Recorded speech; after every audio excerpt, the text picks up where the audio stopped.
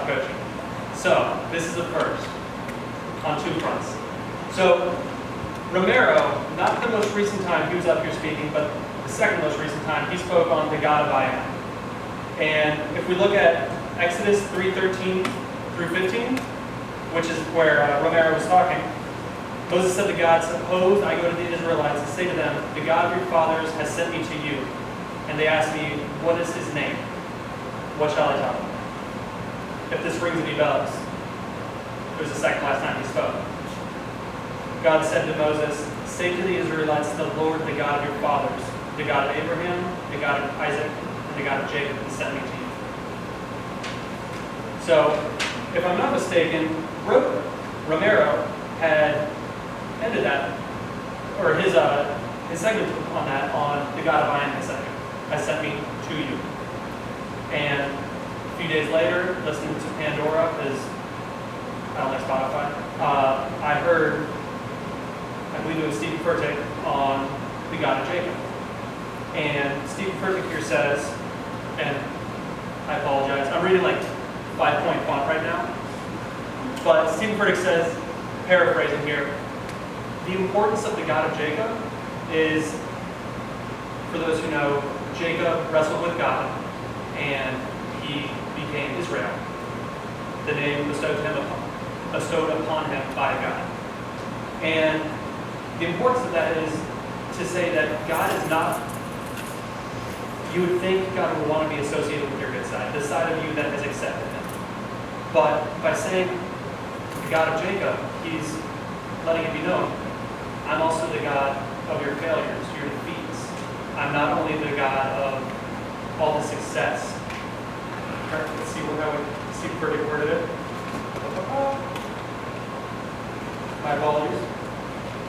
Yeah, I'm the God of that part of you that you don't want others to see.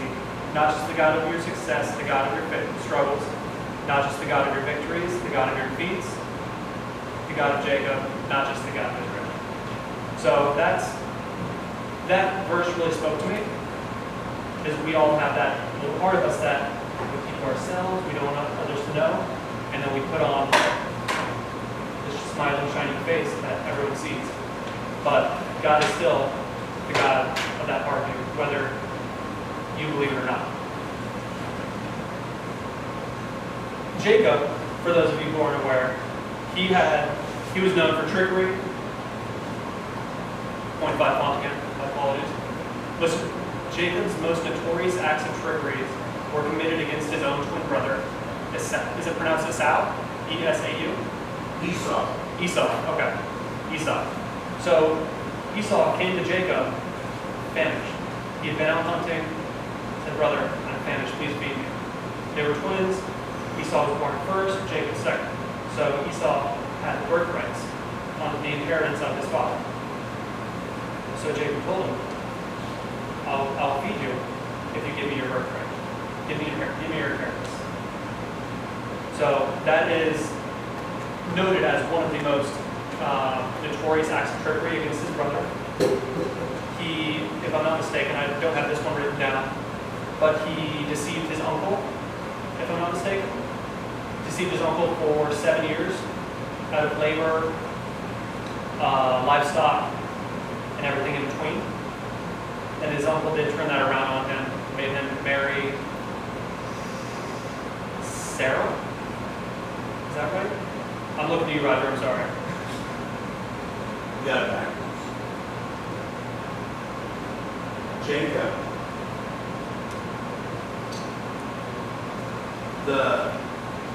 The father-in-law deceived Jacob Okay. on that. Okay. All right, but just two instances of his trickery, his greed, Yes. and trying to do what he thought was best for himself while straying away from God. Jumping over to Genesis 32, 24 through 30. That actually covers Jacob wrestling with God. And it says here, so Jacob, and New International Version, so Jacob was left alone, and the man wrestled with him till daybreak. When the man saw that he could not overpower him, he He touched the socket of Jacob's hip, so that his hip was wrenched as he wrestled with the man. The man said, "Let me go, for it's daybreak." But Jacob replied, "I will not let you go unless you bless me." The man asked him, "What is your name?" Jacob answered. The man said, "Your name will no longer be Jacob, but Israel, because you have struggled with God and with humans, and you have overcome." Jacob said, "Please tell me your name." But he replied, "Why do you ask my name?" Then he blessed him there. Jacob called this place Peniel, saying, "It is because I saw God face to face, and yet my life was spared." Peniel, translated, means face of God. But the importance of that wrestling match was it was Jacob's own internal struggles he was having with himself and with the world around him. He struggled with God and he struggled with man, and he overcame. By getting the name Israel from God, it was acknowledgement of Jacob saying, "I need you. I need you now." And truly accepting God's role in his life. And no longer trying to run solo, trying to run it his own way. He accepted that, and he took that blessing with pride.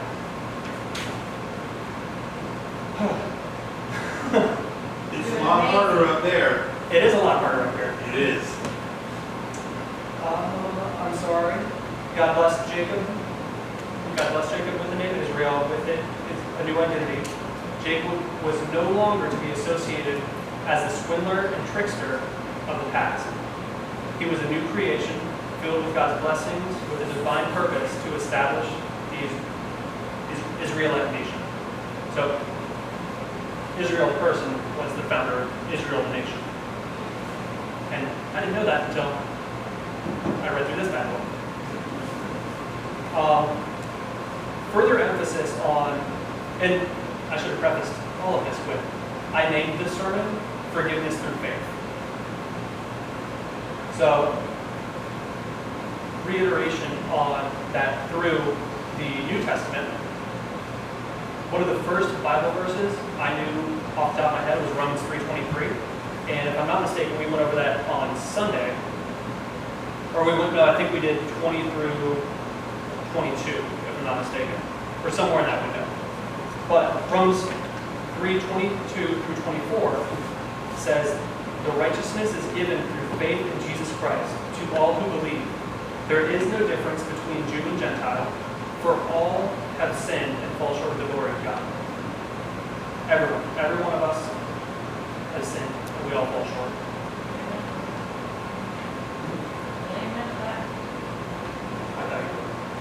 What's the word? I can't think of the word right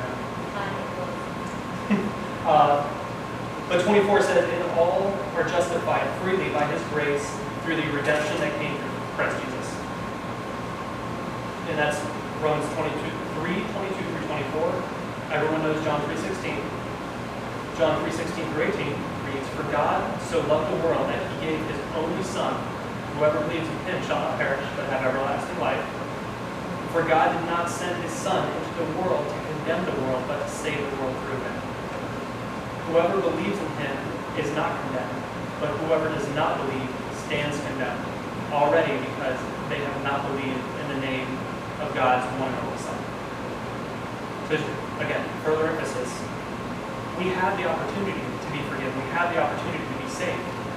And there's one man who can give that to us, and that is through accepting Christ. Philippians 4:13, if I'm not mistaken, this is one of my mom's favorite verses. "I can do all things through Christ who strengthens me." Short, sweet, and to the point. It's a powerful sentence. And I can say, I've seen that proven. My mom, she started her business, and it's flourishing. She went out on a limb, she did what she loved, and she put her faith in God that it would work out. And it's doing well. And that's all we can ask for. But again, just a prime example, I can do all things through Christ. I feel like I'm rushing. I'm sorry? That was my mother's favorite verse. I feel like I'm rushing through this so quick. I got you. Luke 15:3-7 is my personal favorite verse, and I actually have it tattooed right here. Jesus said to the men, suppose you have 100 sheep. One goes missing. Do you not go out to find that one sheep in the hillside? When you find it, you put it on your shoulders and you bring it back to the men, and you celebrate, saying, look, I found my lost sheep. Jesus told this parable. In the same way, the angels of heaven will rejoice over one repenting soul than that of 99 righteous men. And that's, if you've seen it, my tattoo is 1 in 99. It's just that little reminder. None of us are perfect. Be the 1 in 99. I've had a handful of people ask, what verse is that? I don't know the 1 in 99. It's not a verse, it's a parable. And then I give it to them, Luke 15:3-7, or 3-7, yes.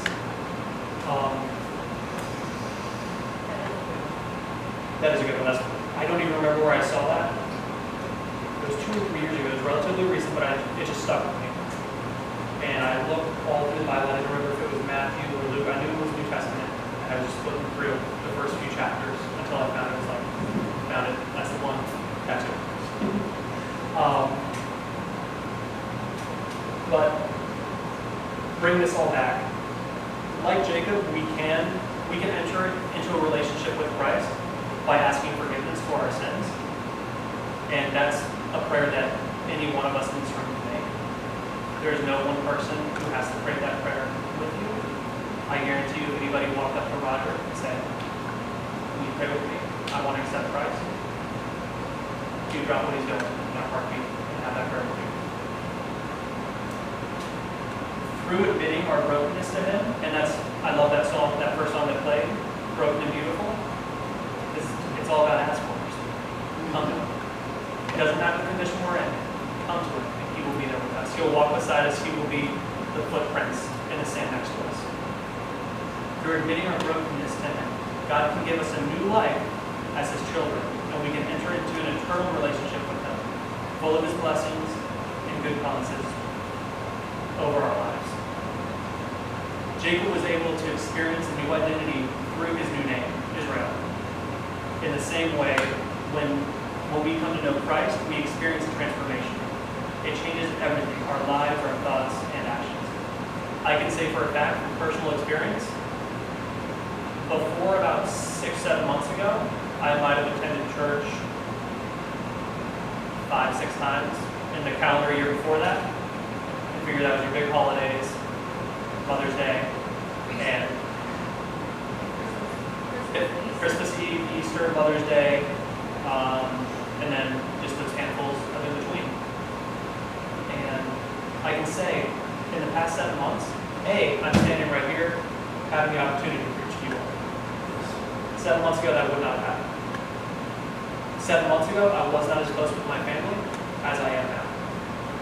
All positive has come out of this book and His promise.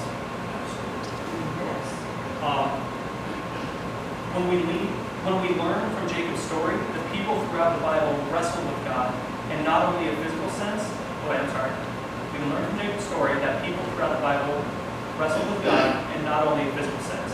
There's nothing wrong with questions and the need to explore the Bible more. Christian faith is not blind, but rather based in how God has come through for us in the past. We can wrestle with Him and still emerge with a new identity. And I think that's pretty self-explanatory, and I wish I could give a layman's term to that, but we all have our struggles.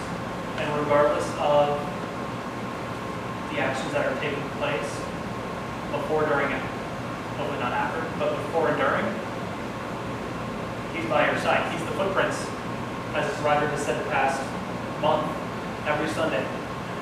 Let Him be the footprints by your side. You are not alone. I pray every night and just thank God for watching over myself, my family in this congregation, everybody in the office, my friends in Orlando, everybody. I know He's watching over us. I know that everything that happens is a part of His plan, whether we see it that way or not. It is all part of His plan. He has the grand scheme that has been planned out from day one all the way till our last breath. And he's everything He does is to steer us closer to Him. He doesn't want us to live in fear. Correct me if I'm wrong, but the New Testament is all of a loving God. He wants to be known. I love you, and I will do anything to make this happen, make this be known. And that's that. Feels like it was only 12 minutes. You know, Did amazing. you did amazing.